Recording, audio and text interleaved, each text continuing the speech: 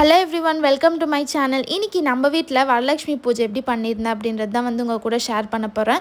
ரொம்பவே எளிமையாக எப்படி பண்ணலாம் அப்படின்னு சொல்லிட்டு தான் உங்கள் கூட ஷேர் பண்ண போகிறேன். இந்த வரலட்சுமி பூஜை எங்கள் வீட்டில் பழக்கம் இல்லை, ஆனால் எனக்கு பண்ணணுன்னு ரொம்பவே ஆசையாக இருந்துச்சு. ஸோ அதனால தான் இந்த வாட்டி பண்ணியிருந்தேன். ஃபஸ்ட் டைம் பண்ணுறதால கொஞ்சம் சிம்பிளாகவே பண்ணியிருந்தேன். உங்களுக்கும் எப்படி சிம்பிளாக பண்ணலாம் அப்படின்றத உங்கள் கூட ஷேர் பண்ணலாம் அப்படின்னு சொல்லிட்டு தான் இந்த லாங் வீடியோ எடுத்திருந்தேன்.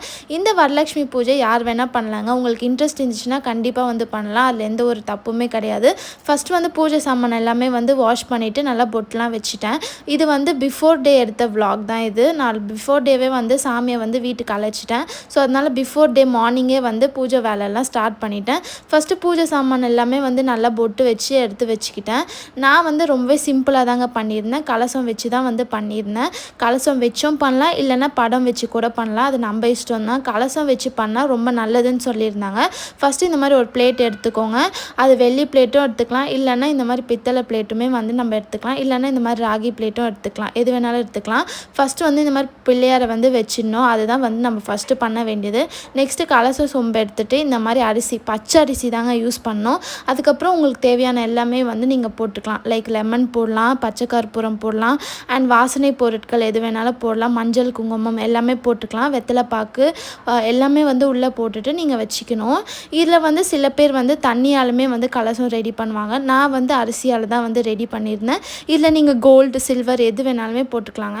அண்ட் இந்த மாதிரி ஒரு தேங்காய்க்கு ஃபுல்லாகவே மஞ்சள் பூசிடணும், அண்ட் பொட்டுமே வச்சிடணும். நான் சிம்பிளாக பண்ணுறதுனால சும்மா ஒரு ப்ளவுஸ் பிட்டில் தான் சாமிக்கு புடவை கட்டியிருந்தேன். ரொம்பவே ஈஸி தாங்க. எப்படி கட்டணுன்றதை பிஃபோர் வீடியோவில் நான் ஷேர் பண்ணியிருக்கேன். வேணுன்றவங்க பார்த்து செக் பண்ணிக்கோங்க. நான் ப்ளவுஸ் பீஸில் இந்த மாதிரி ரெடி பண்ணிவிட்டேன். ரொம்பவே சிம்பிளாக பண்ணியிருந்தனால இந்த மாதிரி சிம்பிளாகவே போதும் அப்படின்னு சொல்லிட்டு நான் பண்ணியிருந்தேன். ரொம்பவே அழகாகவும் இருந்துச்சு. கண்டிப்பாக இந்த மாதிரியும் ட்ரை பண்ணி பாருங்கள். ரொம்பவே சூப்பராக இருக்குது. நான் இந்த மாதிரி தான் சாமியை அலங்காரம் பண்ணியிருந்தேன். சாமியோட முகத்தை நான் ஆன்லைனில் தான் பர்ச்சேஸ் பண்ணியிருந்தேன். 300 ருபீஸ்க்கு. ரொம்பவே சூப்பராக இருந்துச்சு. அண்ட் நான் சாமிக்கு இந்த மாதிரி புடவை, ப்ளவுஸ் எல்லாமே ஃபஸ்ட்டு எடுத்து வச்சிடணுங்க. இது கம்பல்சரி வைக்கணும். ஸோ நம்ம ஒரு ப்ளவுஸ் பிட்டு, ஒரு புடவை புதுசு தான் வைக்கணும். அண்ட் இந்த மாதிரி ஃபுல்லாகவே ரெடி பண்ணி வச்சுட்டு சாமியை 6 o'clock மேலே அழைச்சிட்டு வந்திருந்தேன் வீட்டுக்கு. ஸோ இந்த ஸ்டெப் ரொம்பவே இம்பார்ட்டண்ட்గా கண்டிப்பாக பண்ணணும். இதை நீங்கள் தேர்ஸ்டேவும் பண்ணலாம், அண்ட் ஃப்ரைடே மார்னிங்கும் பண்ணலாம். நான் தேர்ஸ்டே பண்ணதை உங்கள் கூட ஷேர் பண்ணுறேன். ஸோ சாமியை நான் இப்படி தான் அழைச்சிட்டு வந்திருந்தேன். இது எனக்கு தெரிஞ்ச முறையில் எனக்கு சொன்ன வரைக்கும் எப்படி அப்படின்றத பார்த்து நான் பண்ணியிருந்தேன். இந்த மாதிரி சாமிக்கு பூஜை எல்லாமே பண்ணிவிட்டு நீங்கள் வீட்டுக்குள்ளே அழைச்சிட்டு வரணும். லைக் சாமி, அம்மா, தாயே எங்கள் வீட்டுக்குள்ளே வாங்க அப்படின்னு சொல்லி கூப்பிட்டு உள்ளே அழைச்சிட்டு வரணும். இதை முடிச்சுட்டு நெக்ஸ்ட்டு சாமியை ப்ளேஸ் பண்ணிடணும். அண்ட் சாமிக்கு நெய்வேத்தியம் எதுனா கம்பல்சரி வைக்கணும். நான் வெண்பொங்கல் தான் வச்சுருந்தேன். சாமிக்கு பாசி பயிர்னா ரொம்ப பிடிக்கும். ஸோ அதனால் நான் வெண்பொங்கலில் தான் நெய்வேத்தியம் பண்ணி வச்சுருந்தேன் அன்றைக்கி. அண்ட் சாமி எல்லாமே கும்பிட்டதுக்கப்புறம் மீதி வேலை பார்க்க ஸ்டார்ட் பண்ணிட்டேன். ஸோ எல்லாருக்குமே கொடுக்குறதுக்காக ரிட்டன் கிஃப்ட் பேக் பண்ணிட்டு இருந்தேன். ப்ளவுஸ் பீஸ், வெத்தலை பாக்கு, பனானா ஒன்று, அண்ட் இந்த மாதிரி பூ ஒன்று, வளையல் வச்சுருந்தேன். அண்டு நீங்கள் எது கொடுத்தாலுமே ஆட் நம்பர்ஸில் தாங்க இருக்கணும். லைக் 3, 5, 7, 9 அப்படி தான் கொடுக்கணும். ஸோ அந்த மாதிரி கவுண்ட் பண்ணிவிட்டு நான் ரிட்டன் கிஃப்ட் பேக் பண்ணி வச்சுருந்தேன். மொத்தமாக 11 பேருக்கு கொடுக்கறதா இருந்தேன். ஸோ அதை ஃபுல்லாகவே பேக் பண்ணி சைடில் வச்சுட்டேன். ஸோ அப்போ தான் நம்மளுக்கு யூஸ்ஃபுல்லாக இருக்கும், ஈஸியாகவும் இருக்கும் அப்படின்ட்டு.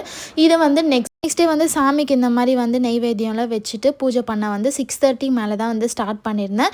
இந்த மாதிரி வளையலில் மாலையெல்லாம் செஞ்சு போட்டிருந்தேன். ரொம்பவே சூப்பராக இருந்துச்சு. எனக்கு ரொம்பவே பிடிச்சிருந்துச்சு. ரொம்பவே பாசிட்டிவாக ஃபீல் ஆச்சுங்க.